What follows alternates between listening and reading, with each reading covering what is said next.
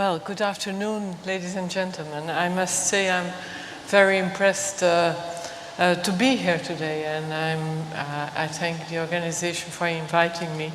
You must know that Belgium is a very small little country, and I don't think we even have such a big venue as this.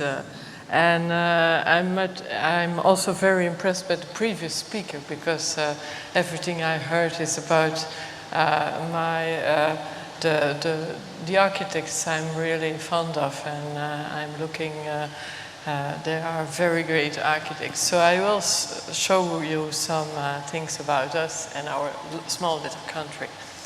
So in this presentation, first of all, I will tell you who we are, what is our mission statement, and how we deal with that, and some of our projects I will go more into detail. I have selected out 6 projects where I will go more in detail for 3 of them. Well, as already shown, my office is in Belgium, and I started on my own 35 years ago. Since the beginning of this year, I have 2 partners, and we are a very passionate team of different nationalities. We have offices in Belgium, of course, in Antwerp and Brussels, but also in the Netherlands, in Rotterdam and Terneuzen.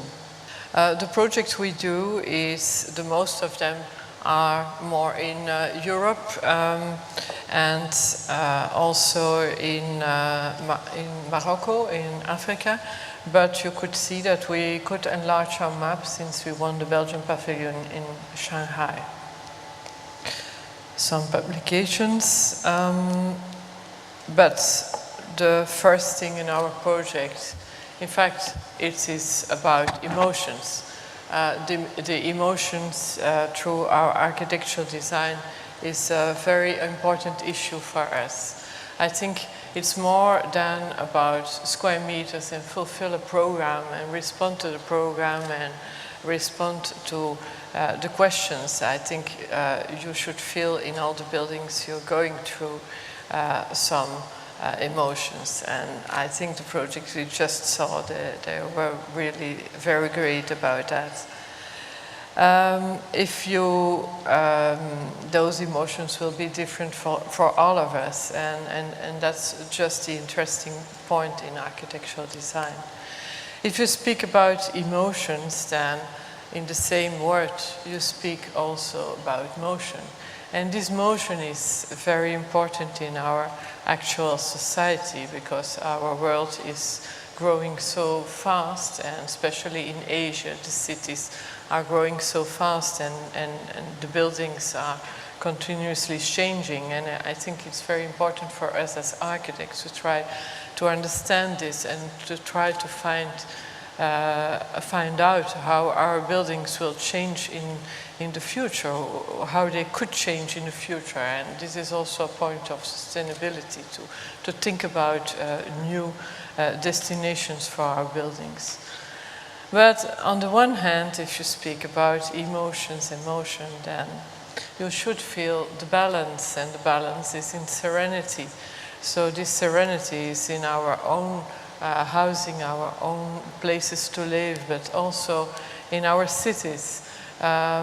In the cities, especially in those very fast-growing cities, we should take a lot of attention to the public spaces, where we need some places for serenity, and it's a little bit balanced. You can say, like the yin and the yang, the open, the closed, and all those different balances you have to find in urban design and in architectural design. So those are very important points for us. We, during the years, those 35 years, we defined for ourselves our mission statement. And I will go very quickly through this, but it's important further on when you see our projects that we try to find an added value to architecture by trying to find a response always for those 4 parameters, and the 4 are the society, the context, society, sustainability, and know-how. The context, perhaps one of the most important, is that every project is a unique answer to a unique place. And that's why you won't find in our portfolio, in our work, 2 times the same project. Perhaps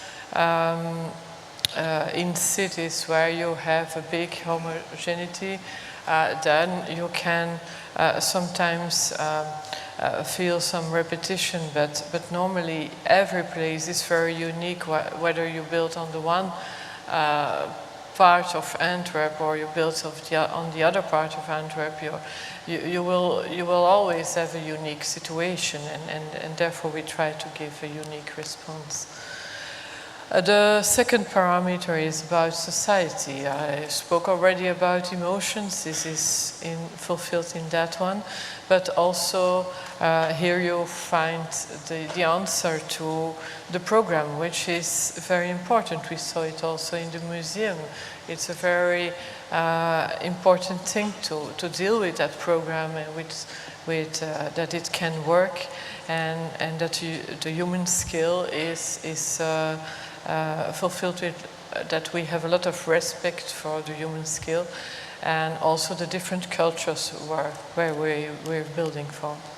Of course, the third, sustainability, today it's a hype, but I think it's not only about the techniques you see on the bottom, but it's also about the architecture expression you give, not to give only projects with let's say a very fancy outlook. It's about the inside of your project and the way it will be durable for years. We try to build for 300 or 400 years. I won't be there to check it, but we try to see longer, and also to reuse buildings if they have qualities. We shouldn't break them down immediately, and we try also to find solutions where we can reuse it later. Then last but not least is the know-how. With the 3 previous parameters, we can give lectures, we can make books, and we can we can make nice images, but with this one we can build. And there I think it's very important to go through the details, really very, very deep in those details. And this is something I really want to stress, because architecture design, if you win a competition, then you only did the most, let's say, the most happy part of your project. It's after then that you're starting with the blood, sweat and tears, and that you have to really build it to have a good result. So we made this as a little resume of how we think we are, our team, and what is our passion: to be continuously in emotion, and to try to shape the present and the future with identity and enduring value. Now I'm going more deep into some of the projects. First, a small little overview. In fact, we make projects from square millimeter to square kilometer, as you can see on the bottom right, project design and also some master planning. And that's in fact the reason not to focus on a specific typology is very conscious, and that keeps us sharp, thinking always again and again, and having every time a new challenge. The first project I want to show you is our UMICORE project, and UMICORE is one of our biggest industries in Belgium. We don't have so much of them, but this is one of the plants of the UMICORE site, and it is located in the south of Antwerp, as you can see Here we have the port on the top, and we have the city of Antwerp. We have some green surrounding us, and we have an industrial zone where UMICORE is located in the middle, but very close to the river. Here more in detail, you see the little cross here, where is the site of UMICORE. And as you can see, we have a lot of green surrounding us, and we have on the left side the Scheldt, which is our Antwerp river. And the site is not connected with that, only the reason it is there is an historical reason for the shipping. But if you are on the site, you don't feel the Scheldt at all, and you don't feel any green at all. So we wanted to make a connection between those elements of the context. And now I will show you how we did this.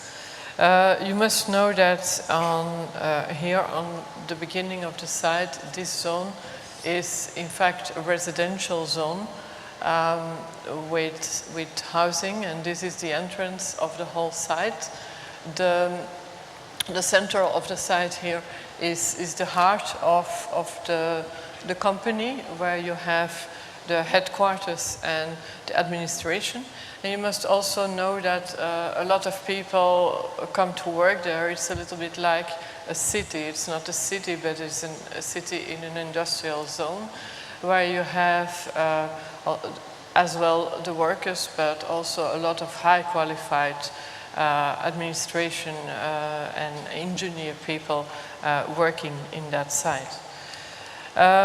So we made an analysis. The question was of the client. The question was to create a new corporate identity for this site, and our client was thinking of cladding the buildings with materials like copper and zinc and aluminium and so on, to make it more nicer, and to put more green, trees and so on. UMICORE, the things they do, it's a company of recycling non-ferro metals, so the non-ferro heavy metals, such as gold, zinc, copper, but also lead and silver and so on. So that's what they are doing. So we were thinking instead of cladding those buildings and put some materials in the front, to give them a new organization grids, like we should do in a city. And first we created a backbone, which is a very green zone. And then we crossed the whole industrial site with other green zones, large green promenades, with which the workers, but also the visitors can use, and can use for not only for the circulation, but also for recreation and cycling and so on. Then we put some other additional circulations with, on those circulations, some interesting points we defined by seeing the site, where we could, with very small interventions, trying to change this industrial site and make it more human and more agreeable to live and to work. For all the people coming there. So here you see on the back, below, some of the different interventions we made. I won't go through all of them because it makes us too long. But I will stress one zone, which is the entrance zone, and where we come to the heart of the city. In the administration zone. So this is zone A. And in this zone, we started from the entrance of the city, and then we created an esplanade, let's say, and then in the heart of the city, like a public space where the entrance building will be located. That entrance building, we decided to make an eye-catcher of it because this site really needed some new boost and some new energy, not only the real energy as we did also in the treatment, but it needed some new energy like oxygen boosting in it. So we made one big movement from the entrance. Here you have the residential zone, and from the entrance you already feel that there will be something further on the site, and we called it follow the ribbon or closing the loop. And by saying closing the loop, it's what UMICORE is standing for. We made this whole thing in zinc, which is a recycled material from their own, and by telling closing the loop, we try to show what this company is working on. So here's some plans, and this is the entrance building where you come at the end of the loop. This is a complete, the outside is completely in zinc, and you can feel that this building gives a new boost to the rest of the brick buildings. Where the client wanted to cladding them, we said no, just clean them up and clean up those bricks. Those bricks are the history of your company. They exist there for 300 or 400 years, and a lot of people of Antwerp have been working there, and try to to use this as a history and a memory of your company. And only when the buildings, the one totally on the right, when the building are too ugly, we will cladding them with some of the UMICORE materials. So here you see some pictures during the site, which was rather interesting. And then, of course, we did the same in the interior. We followed the same language of this building to give this new boost to the company, which is completely different to the existing buildings. So you hardly see the difference between the 3D images and the real images. It's really the same. So we paid a lot of attention to the small details. And here you can see how on the top of the building you have the connection with the skelt again. And also on the big green zones we created. This is in the existing building, that also. And then for the, we also used the materials of UMICORE to make the signature. So we took, in fact, the tabel of Mendeleev, and we took out all the materials they use to make their signatures. So this was for the UMICORE building. Now a completely different project. This is a project in Gdansk in Poland, and there we were asked to make a project for 4 towers, and this was a project which the client already had, but it was not built yet, but he wanted to, he had a permission to build it, but he wanted to start over again because he didn't like it. And he started a competition, but we had to follow the regulation of the 4 towers. We couldn't change the 4 towers. We couldn't change them neither in height nor in surface. So again, we made an analysis about the context, and here you can see On the top you see the Baltic River, the Baltic Sea. Then you see a complete green area, which is very interesting. The buildings are not built next to the sea. And then the red plot is our building zone. But what is very characteristic about this is those kilometer buildings that you have next to our plot. You have those kilometer buildings in Poland, which has been built after the war. And they are very horizontal, and yes, we thought, how can we deal with that with our 4 towers on that plot and those kilometer horizontal buildings? So again, we tried to find something to connect this. So this is a part of our analyze again. You see the lines of the kilometer buildings, our 4 towers, but we need to keep the same height. So we tried to, we were inspired by the Baltic Sea and the waves of the Baltic Sea and the nature close to this Baltic Sea, and which is cutting us from between the buildings and the Baltic Sea. So again, some inspiration to also those horizontal kilometer buildings. So we thought, how can we do this within the restraints of the regulations, also the fire regulations. We couldn't go higher than the 4 buildings required. So first we topped them off, and by topping them off we could create a wave through the 4 buildings.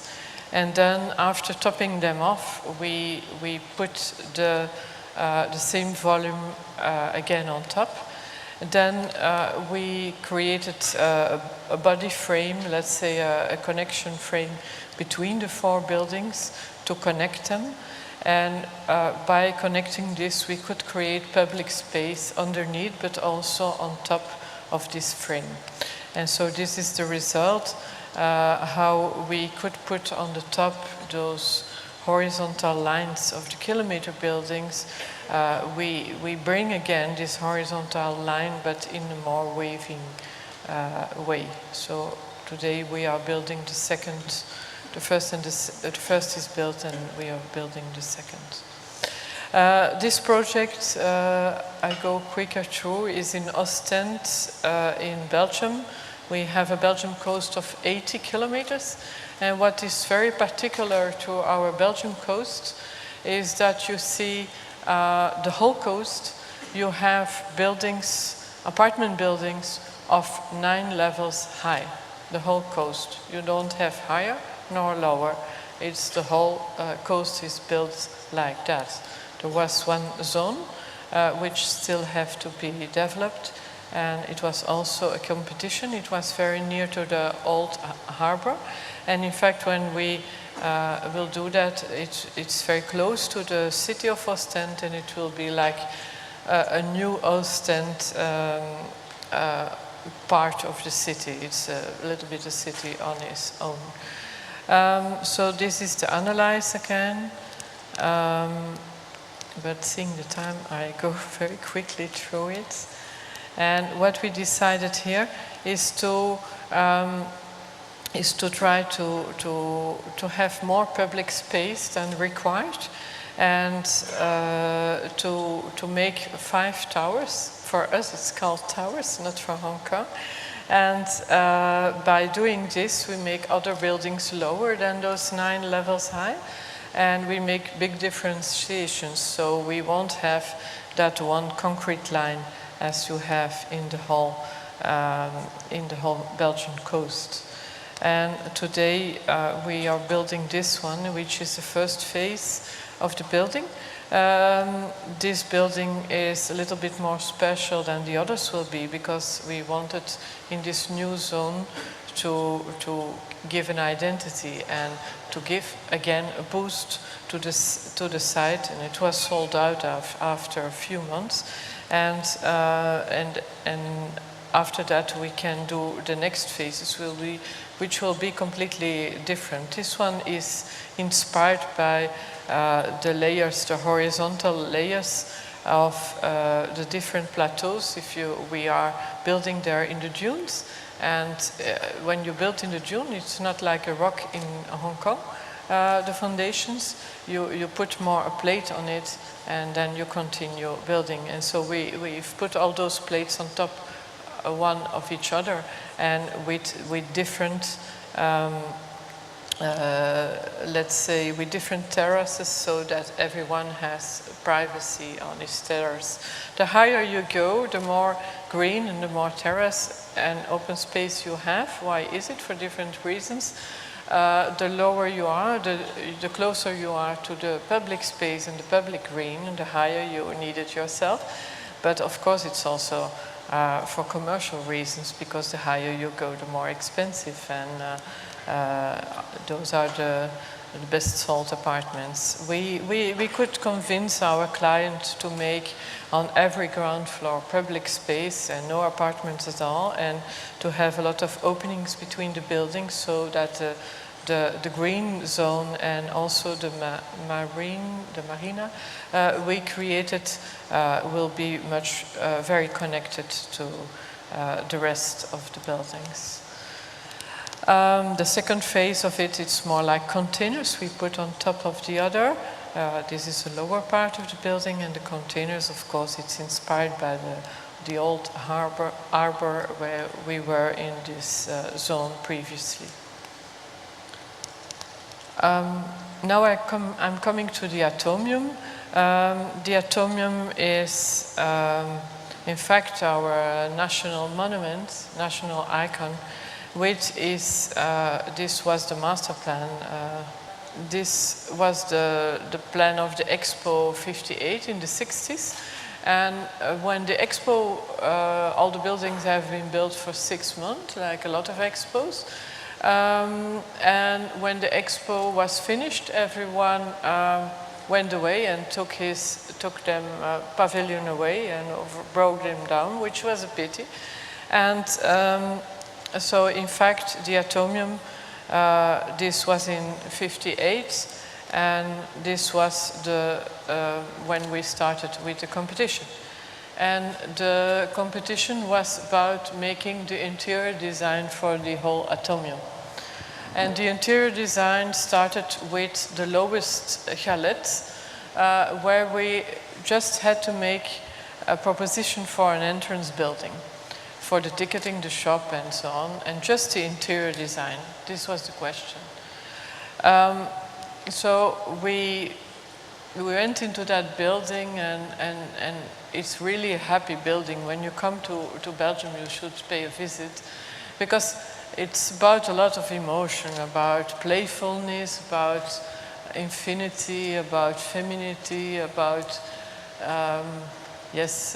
waves, everything. And when you feel all this, you want to feel it back again when you can visit this building. And it was completely filled up with functions and so on. And so another important thing is in that building is the ring of Moebius, which was our inspiration for this building.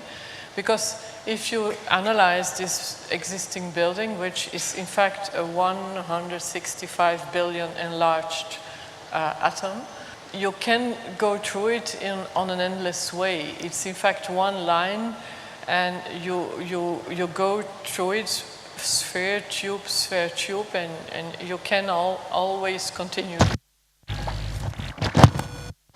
And so we didn't answer with an interior design.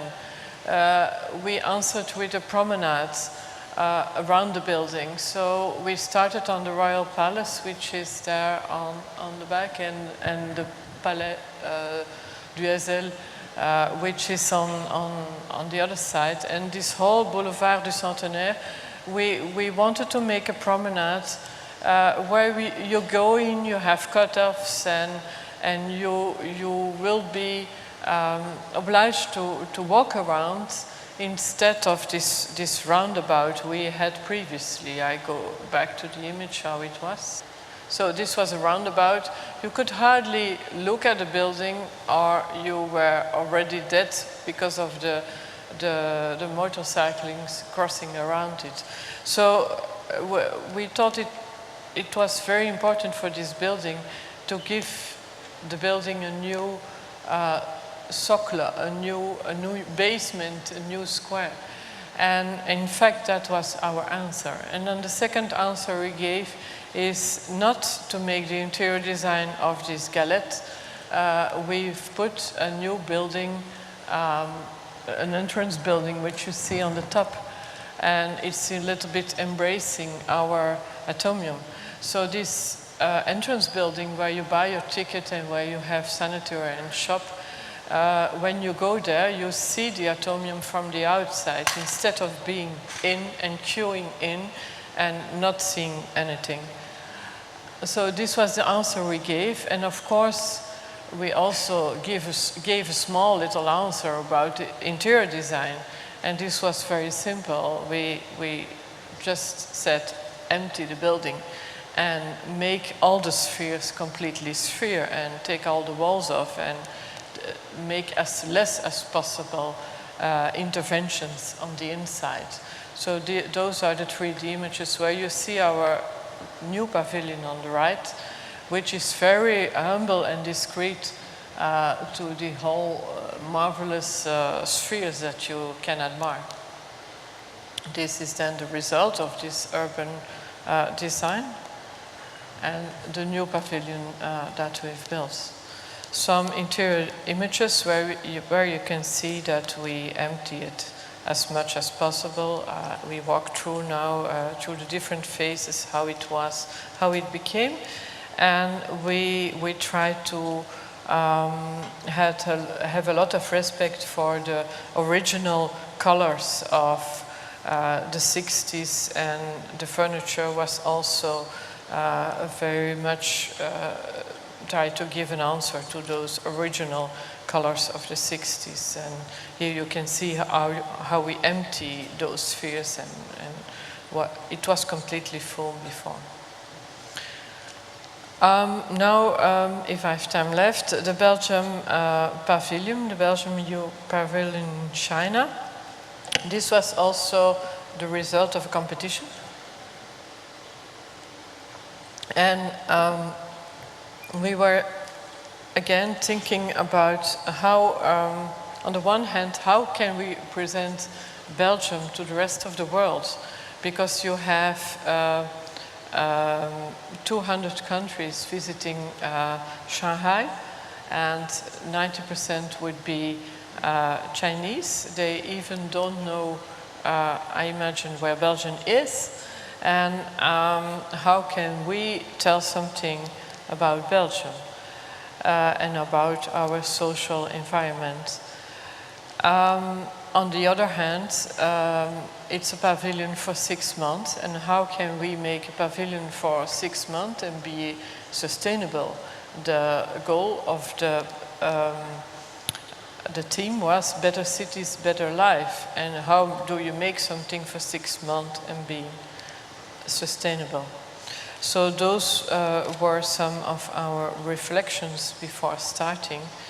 And we feel as ourselves as the Belgians are rather discreet if you compare us to the French and to the, let's say, our neighbors, the Dutch and the German. I don't want to offend anyone, but I think we are rather humble, and this is something we also have to show to the outside world. We have to show as we are.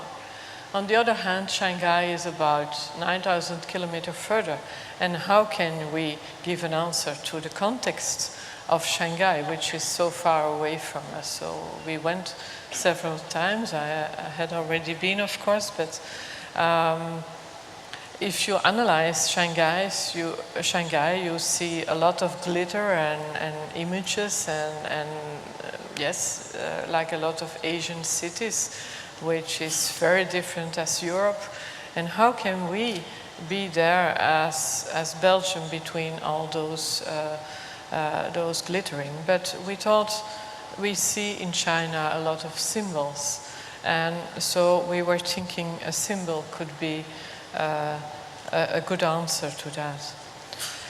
On the other hand, we are in Europe, as Belgium, we are in the center of Europe, and in fact, we're not only in the center, everyone is crossing us, people coming from the north to the south, from the east to the west, they are crossing Belgium on our roads, but it's also a connection during history, because the history of Belgium has been influenced during wars and by governments, by the French and Holland, the Spanish, and we have a lot of different cultures in our country, and it's really a lot of influence towards the world, and we have also still a lot of connection. We speak two languages, and we have two, let's say, different cultures.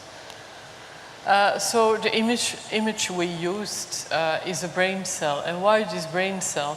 This brain cell is because Belgium is, on the one hand, this connection between those different cultures, also all those cultures coming in ourselves, but it's also because our industry is more a service industry and is more about innovation, and about, we have a Nobel Prize winner this year, and about art and painting and architectural design also, of course, but biotechnology, nanotechnology. So it's all in the head and in the brains, and that's what we wanted to show to the outside world.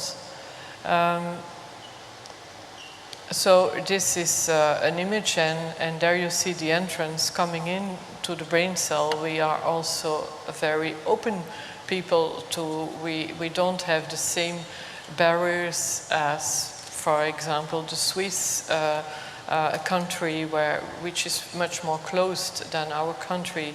We have very open barriers. All people are coming to live in our country, which is certainly a good thing. So we used this brain cell and changing of colors. So we answered by this to the glitter and the coloring and the changing of lightning in Shanghai, and we answered by this brain cell. And also here we are in the middle of this brain. Also by doing this, we are more in the period of, let's say, I think we are now in the period of thinking about the human being, the well-being, and the feel-good society. And if you compare to the ATOMIUM, which was another period of time, which was more about technology and about the enlarged atom and about all the things you could do with technology. So with this symbol, we are more about what's the human being about, and I think it's a big concern for every one of us how you deal with that. So and here you can see the openness to the outside world with our brain cell, but you can also see our shelter, which is a very humble, discreet and simple shelter. And that shows what I said in the beginning. A very simple shelter for humble people, but with a big openness to the rest of the world. But by making this shelter so simple, we could dismantle it a few weeks after the EXPO, and we dismantled it like a meccano. And this meccano has been rebuilt in Qingdao, also in China, which was the best. We didn't want to ship it back to Europe, and so in that way we give a second life to this pavilion, and not only for 6 months. We can use this very simple construction. If you take, let's say, the the brain cell, out of it, you have a very simple building, and you can do anything you want with it. Then you see also on this image, you see the outside space, the public space. We had this piece of land, we could have fulfilled it, and we could have made it with barriers. And we were, in fact, the only pavilion with, yes, we were the only pavilion with a public space which was completely open to the public, and you didn't have to queue to go there. And that also was, had a meaning that we said we want to give, when we make a pavilion, a public space where it's nice to rest and where you have this serenity that you need in all those movements and of an expo. So I think I will skip the last project, which is a project in Chengdu. We won a competition there, and this was a competition for financial zone, and because it's about finance, we said, okay, the sky is the limit, and we go in height, and we try to twist it a little bit, and to, well, I don't go in all the details because I see a lot of signals that I have to stop. And the good thing about this is that we made this project, which was with all the techniques around a zero carbon building and so on and so on. And the good thing is also that we won the competition, and the good thing is also that we drank a lot of champagne after winning it. But the bad thing is that we never heard about them anymore. So if some of you sees my building somewhere in China, I would be very glad to hear it, because I would really be very glad to visit it. And to see what it became. So, as a conclusion, I just wanted to stress that we should be aware for our children to build for the future and to take very much attention to sustainability and to good quality of details in our design. Not only have good ideas, but also try to make it real quality execution. Thank you.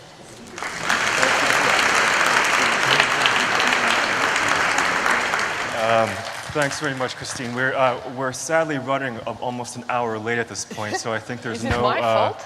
No, it's not your fault. It's no one's fault. So I'm afraid we don't have time for questions, but just in seeing your presentation, I couldn't help but think of Colin's presentation and his ecology of buildings and his sort of metaphor of a zoo, and I really appreciate the sort of menagerie that you presented us of your work, which is, of course, seems to be about responsiveness to context, yes, but also a kind of embrace of heterogeneity, which is one of the things that makes us love cities so much.